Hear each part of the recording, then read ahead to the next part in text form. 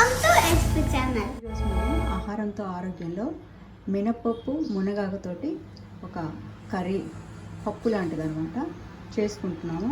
ఇది రైస్లో తినొచ్చు, చపాతీలో అయితే ఎక్సలెంట్ అనమాట. ఇది మనకు ఆరోగ్యానికి ఎంతో మేలు చేసే ఒక ఆకుకూర పప్పుకూర కాంబినేషన్. దీని బెనిఫిట్స్ తర్వాత మాట్లాడుకుందాము. దీనికి కావాల్సిన పదార్థాలు నేనైతే 2 భాగాలు మినపప్పు తీసుకున్నాను, 1 భాగం కందిపప్పు తీసుకొని డ్రై రోస్ట్ అనమాట కుక్కర్లోనే వేసి కొంచెం పచ్చివాసన పోయేదాకా వేయించుకున్నాను. ఇందులోకి ఒక కట్ట అనమాట లేతగుండే మునగాకు, మరీ ముదురుగా కాదు, లేతగుండే మునగాకు, 1 టమాటా, ఒక 10 వరకు ఎల్లుల్లిపాయలు, ఒక 2 ఉల్లిపాయలు, 4-5 ఎండుమిరపకాయలు. ఇందులో పచ్చిమిరపకాయలు వేయాల్సిన పని లేదు, ఎండుమిరపకాయలు టమాటా వేస్తే చాలు. చింతపండు కూడా అవసరం లేదు, పులుపు ఇది ఎక్కువ పులుపు తీసుకోదు. ఇది హెల్త్కి ఎంతో మేలు చేసే, బ్యాక్ బోన్ పెయిన్ ఉన్నా, నీ పెయిన్స్ ఉన్నా, బాడీ పెయిన్స్ ఉన్నా కూడా తగ్గించే అటువంటి గుణము ఈ మినపప్పు మునగాకులో ఉందన్నమాట. తర్వాత వీటి 2 గురించి మాట్లాడుకున్నాం. దీని తాలింపు కోసం నెయ్యితో తాలింపు పెడితే బెటరు, నెయ్యి వెన్న వీటితోటి, లేదంటే నూనెతో కూడా పెట్టుకోవచ్చు, ఏం పర్వాలేదు. అవి 2 కప్పులు తీసుకున్నాం కాబట్టి 5 కప్పులు 6 కప్పుల వరకు వాటర్ పోసుకున్నాను. మరీ ముద్దపప్పులాగా ఉండకూడదు, మనం చపాతీ కానీ రోటీ కానీ డిప్ చేసుకొని తినడానికి ఉండే విధంగా చేసుకోవాలి. ఇందులో పసుపు వేసి ఒక 3-4 విజిల్స్ వరకు, 3 అయితే సరిపోతాయి.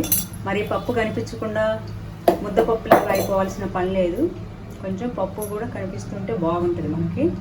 అందుకోసమని ఒక 3 విజిల్స్ అయితే సరిపోతాయి. ఆ తర్వాత ఆకును ఎలా చేయాలో ఇందులో మనం ఈ టమాటా ఉల్లిపాయ ముక్కలు కట్ చేసుకుని ఇందులోనే వేద్దాం.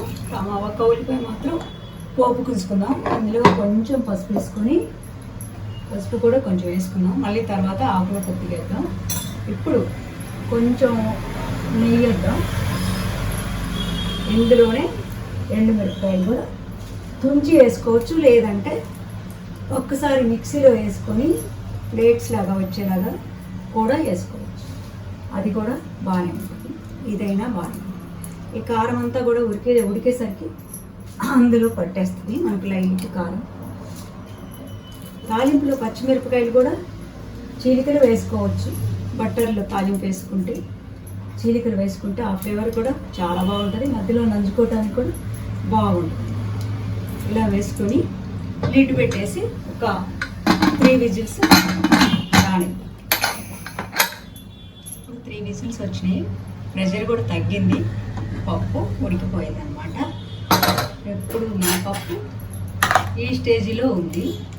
కొంచెం మా నాన్నమ్మ నాకు చెప్పేదనమాట, మా నాన్న ఆర్మీ అనమాట, ఆయన అక్కడ వీళ్ళు పంజాబీ వాళ్ళు ఎక్కువగా ఇది తినేవాళ్ళంట, మినప్పప్పు బటర్ తోటి చేసుకొని వాళ్ళు చపాతీలు పుల్కాల్లో తినేవాళ్ళంట. అందుకే వాళ్ళు చాలా స్ట్రాంగ్గా, వాళ్ళ జుట్టు కూడా చాలా థిక్గా ఉంటుంది అనమాట, ఏజ్ అయిపోయిన తర్వాత కూడా, జెంట్స్కైనా లేడీస్కైనా. మనం మాత్రం తినము వీటిని ఎక్కువగా, అసలు ఎప్పుడూ వాడం కూడా. మా ఇంట్లో మా నాన్న అప్పుడు ఆర్మీ నుంచి వచ్చిన తర్వాత ఎప్పుడు కూడా ఫ్రీక్వెంట్గా చేయించుకునే వాళ్ళంట ఇంట్లో వాళ్ళకి కూడా అలవాటే. నేను మీకు చూపిద్దామని ఈరోజు చెప్తున్నాను. ఈరోజు మన మునగాకు కాంబినేషన్లో ఇదే కాకుండా ఆకుకూరలు ఏ కాంబినేషన్లో కూడా ఈ పప్పు తినొచ్చు అనమాట. ఇది చాలా వ్యాధులను కూడా తగ్గిస్తుంది. తగినంత సాల్ట్ వేసుకున్నాం. నేను కళ్ళు సాల్ట్ వేస్తున్నాను, ఇదే నేను ఎక్కువగా వాడతాను. ఆ సాల్ట్ తిని మతిమరుపు కూడా పెరిగిపోతుంది పిల్లలకి పెద్దలకి. మనం మూకుడు పెట్టుకున్నాము, ఒక 2-3 స్పూన్ల వరకు నెయ్యి వేసుకున్నాను, కొంచెం ఎక్కువ ఉంటేనే బాగుంటుంది. ఇది కరుగుతుంది. కొంచెం వేడెక్కిన తర్వాత పోపు గింజలు, నేను అల్లం ముక్కలు కూడా వేస్తున్నాను. ఇది రెడీ చేసుకున్నాను, ఆకంతా తుంచేసుకొని కడిగి శుభ్రంగా పెట్టుకున్నాను. 1 ఉల్లిపాయ వరకు తాలింపులో, ఒక చిన్న అల్లం ముక్క, ఎండుమిరపకాయలు, కరివేపాకు, ఎల్లుల్లి, పోపు గింజలన్నీ కూడా మొత్తం పోసేసుకున్నాను. ఇవన్నీ కూడా కరెక్ట్గా ఒకదాని తర్వాత ఒకటేసి బాగా వేయించుకొని మంచి వాసన వచ్చేటప్పుడు ఆ పప్పును తెచ్చి ఇందులో పోసేసి మూత పెట్టేద్దాం. అప్పుడు మా నాన్నమ్మ చెప్తూ ఉండేదన్నమాట, పోపు పెట్టిన తర్వాత ఆ పోపు గిన్నెలోనే మనం ఏ కూర అయితే చేస్తామో అందులో పోసేసి పైన మూత పెడితే ఆ ఫ్లేవర్ అంతా పట్టేసి చాలా టేస్ట్ ఉంటుంది అని. అంటే తిరగమాత పెట్టడమే కూరకు కానీ దేనికైనా టేస్ట్తో పాటు అందము రుచి రెండు వస్తాయి అని. ఆ పోపు గొప్పగా ఉండాలనేది ఆమె, అది కరెక్టే. తాలింపు ఎంత బాగా పెడితే అంత టేస్ట్ ఉంటుంది అన్నమాట కూర. ఈ నెయ్యి మొత్తం బాగా కరిగిపోయింది. ఇందులో పోపు గింజలు అన్నీ ఉన్నాయి, ఇందులో వేసేస్తున్నాను. ఇవి కొంచెం వేగాక మిగతా అన్నీ వేసుకున్నాను. మినప సున్నుండలు తెలుసు, మినపప్పుతోటి గారె, దోశ, ఇడ్లీ వీటన్నిటిలో కూడా పోపులో కూడా వాడుతుంటాము. ఈ విధంగా కూరగా చేసుకొని తింటాం చాలా తక్కువ మందికే తెలుసు అనుకుంటా. అందులో తెలియకుండా ఎవరైనా ఉంటే ఈ రకంగా చేసుకొని తింటే దీని ఉపయోగాలు ఏంటో తెలుసుకుంటే కొంతమంది అయినా ఆరోగ్యంగా ఉంటారు, ఆరోగ్యాన్ని కాపాడుకోవచ్చు అనే దాంతో నేను మీకు చెప్తున్నాను. నేను కూడా చేస్తున్నాను. ఇది పారాలసిస్ వచ్చిన వాళ్ళకి కానీ, కీళ్ళవాతము, రోమాటిజం, సయాటికా, నడుము నొప్పి మొదలైన వాత వ్యాధుల్లో చాలా కాలంగా కూడా బాధపడుతూ ఉంటాం. కొందరికి మజిల్స్ పెయిన్స్ కూడా, ఒళ్ళంతా నొప్పులు ఉంటాయి.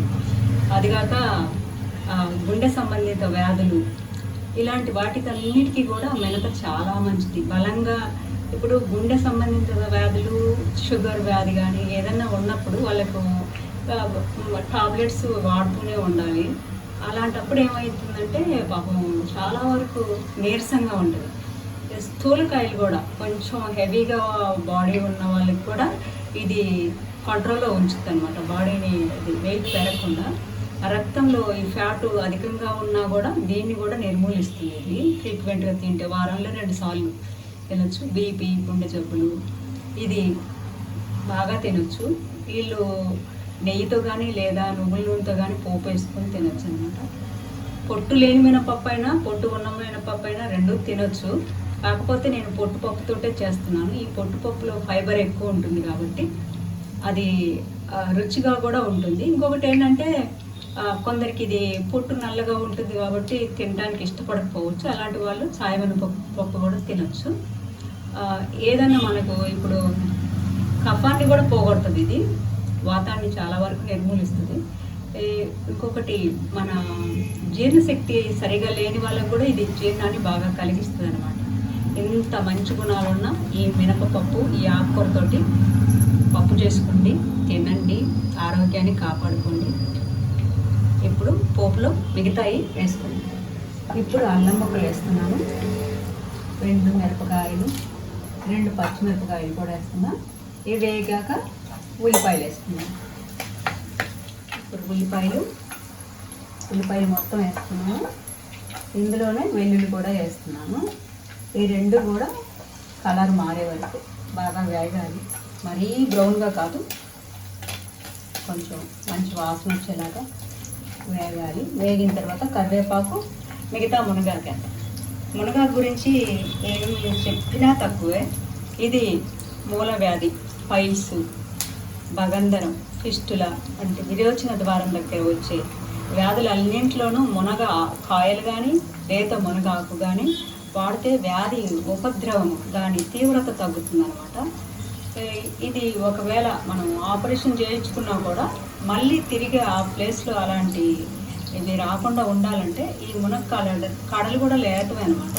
పచ్చళ్ళు, నిలువ పచ్చళ్ళు లాంటివి చేసుకోకుండా కూరగా చేసుకొని లేదా సాంబార్లో వేసుకొని ఒట్టిగా ఎక్కువ కాయల్ని వాడితే చాలా మంచిది, ఆరోగ్యానికి సహకరిస్తుంది. ఇది షుగర్ ఉన్న వాళ్ళకి కూడా చాలా వరకు కంట్రోల్లో ఉంచుతుంది. మునగ ఆకు కూర వండుకొని తింటే విరేచనం ఫ్రీగా అవుతుంది అనమాట. కొందరికి విరేచనం సరిగా కాక చాలా ఇబ్బందికరంగా ఉంటుంది. అలాంటివి కూడా తగ్గిస్తుంది మునగ. చాలా మంచిది. శరీరానికి నీరు పట్టి కొందరికి ఏమి తిన్నా తినకపోయినా కూడా ఉదయం లేవగానే కళ్ళ చుట్టూ నీరు చేరినట్టుగా ఉప్పుగా, కింద పాదాల దగ్గర జాయింట్స్ ఉబ్బిపోయి వాచినట్టుగా లావుగా, ఇలా 2 అడుగులు వేద్దామంటే కూడా నొప్పిగా కొంచెం టైట్గా అనిపించి నడవాలంటే కూడా కష్టంగా ఉంది. అలాంటి వాళ్ళు ఇది ట్రీట్మెంట్గా చేసుకొని తింటూ కూడా దాన్ని వేడి కొంచెం ఒక ప్యాన్లో ఇలాంటి మట్టి దాంట్లో వేసుకొని దాన్ని వేగనిచ్చి, ఆకంటే వేగటం అంటే ఫ్రై లాగా కాదు, కొంచెం ముద్దగా ఇటు నొక్కి పెట్టి చేస్తే అది దాని తడితోటి ముద్ద అవుతుంది. అది క్లాత్లో వేసుకుని దాంతో ఆ వాపుల దగ్గర కూడా వేడిగా మనము ఎంత వేడైతే పట్టగలమో అంత వేడి వరకు కాపొచ్చు అనమాట. దానికి ఆముదం కూడా కొంచెం అట్లా లైట్గా స్ప్రెడ్ చేసేసి ఏదైతే నొప్పి వాపు ఉన్న భాగాలు దానికి ఇది వేడి చూపిస్తే చాలా మంచిది అనమాట. ఇదే వేగాలి. వేగిన తర్వాత కరివేపాకు వేద్దాం.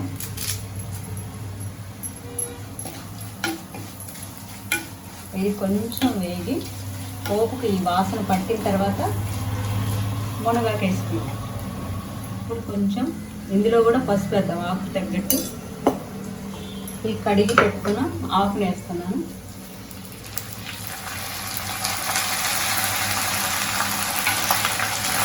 దీన్ని కూడా ఈ పోపులు బాగా కలిపి, ఇందులో నీళ్ళు వేయక్కర్లేదు, మూత పెట్టి మగ్గిస్తే సరిపోతుంది. ఆకులో ఉండే వాటర్తో మగ్గిపోతే అప్పుడు పప్పుని యాడ్ చేద్దాం. ఆకు బాగానే మగ్గిపోయింది, పచ్చివాసన ఏమీ లేకుండా ఇలా మగ్గిపోతే చాలు. ఇదేమీ ఫ్రై అయిపోవాల్సిన పని లేదు, ఇలా మగ్గితే చాలు. ఇప్పుడు మనము ఆ ఉడక పెట్టుకున్న మినపప్పుని వేసుకుందాం. ఇప్పుడు ఇందులో పోసేసుకున్నాం. పప్పు అంతా కూడా పోసేసుకొని ఒకసారి బాగా కలిపేసుకొని ఈ పోపు అంతా కూడా దీనికి పట్టేలాగా ఒక్క ఉడుకు రానిద్దాం. ఆకు అంతా కూడా పప్పుకు పట్టేసి బాగుంటుంది అన్నమాట. ఇది మా ఇంట్లో మా పిల్లలు అయితే చాలా ఇష్టంగా తింటారు. నేను ఏం చేసినా కూడా, ఎందుకంటే వాళ్ళకి తప్పదని కాదు, ఇక తప్పదు అమ్మ చేసింది కదా తిందాము అని కాదు. నేను వేదాల్లో 5వది ఆయుర్వేదం అన్నమాట. ఆయుర్వేదం ప్రకారము చేస్తుంటాను నేను, కొంతవరకు చాలా వరకు పాటిస్తాను. ఎందుకంటే అది మన హెల్త్ను కాపాడుద్ది, ఆయుష్ను కూడా పెంచుద్ది. ఆయుష్ని ఎలా పెంచుద్ది అంటే రోగాల బారిన పడకుంటేనే మనము ఎక్కువగా జీవించగలం, అందుకే ఆయుష్ని పెంచుద్ది. ఇంకోటి ఏంటంటే ఇలాంటి చిన్న చిన్న చిట్కాలే కదా అనుకుంటాం, కానీ వీటిలో గొప్ప గుణాలు ఎక్కువ. ఇది షుగర్ను బీపీని ఎంత కంట్రోల్లో ఉంచుద్ది, కంటికి మంచిది, ముఖ్యంగా ఆకు కంటికి చాలా మంచిది. అందుకోసమని ఇది నేను అన్ని రకాలుగా వాడతాను. ఒట్టి శనగపప్పుతోటి చేస్తాను, లేదంటే పెసరపప్పుతో చేసుకోవచ్చు, లేదా ఒట్టిగానే ఉల్లిపాయలు ఎక్కువగా వేసుకొని పోపు పెట్టుకొని కొద్దిగా మగ్గనిచ్చి బట్టి పప్పుల పొడి పైన చల్లుకుంటే చపాతీల్లో రోటీల్లో తినొచ్చు. లేదా అన్నము పక్కన చారు కానీ పప్పు కానీ ఉంటే సైడ్న కూడా మనం ఆకుకూరని తినొచ్చు. ఎక్కువగా తింటాం కాబట్టి ఆకుకూర ఎక్కువగా మన పొట్టలోకి పోతుంది కదా. చిన్నపిల్లలకి కూడా ఆ రకంగా దీన్ని మళ్ళీ పరోటా లాగా కూడా చేయొచ్చు. ఇంకొకసారి చెప్తాను, అది కూడా చేద్దాము. ఇదేంటంటే ఎగ్గుతోటి కూడా, ఇప్పుడు పువ్వు ఉంది కదా, లేత చిగుర్ల దగ్గర పువ్వులు ఉంటాయి, దాన్ని గిన చేసుకొని తింటే ఎగ్గుతోటి, ఎగ్గు బుర్జీలాగా, అది కంటికి చాలా చాలా మంచిది అనమాట. విటమిన్ ఏ ఎక్కువ ఉంటుంది అందులో. అందుకోసమని నేను ఆయుర్వేదం అన్నాను. వీటిల్లో ఔషధ గుణాలు చాలా ఎక్కువ. కొందరికి నచ్చకపోవచ్చు, ఏదో టాబ్లెట్లు వేసుకుంటే పోతాయిలే అని, కానీ దానివల్ల మన హెల్త్ ఇంకా ఇంకా పాడవుద్ది. ఎప్పుడూ టాబ్లెట్ల మీద ఆధారపడుతూ ఉంటే కొన్ని వ్యాధుల్ని స్లోగా టాబ్లెట్స్ నుంచి కూడా మనం షుగర్ లాంటి కంట్రోల్లో ఉంచుకుంటే వాటిని కూడా తగ్గించుకోవచ్చు. అందుకోసమే నేను ఈరోజు ఈ కర్రీ చూపిస్తున్నాను. పాటిస్తే మంచిదే, రుచికి బాగుంటుంది, ఆరోగ్యానికి మరీ మంచిది అన్నమాట. Thanks for watching our channel.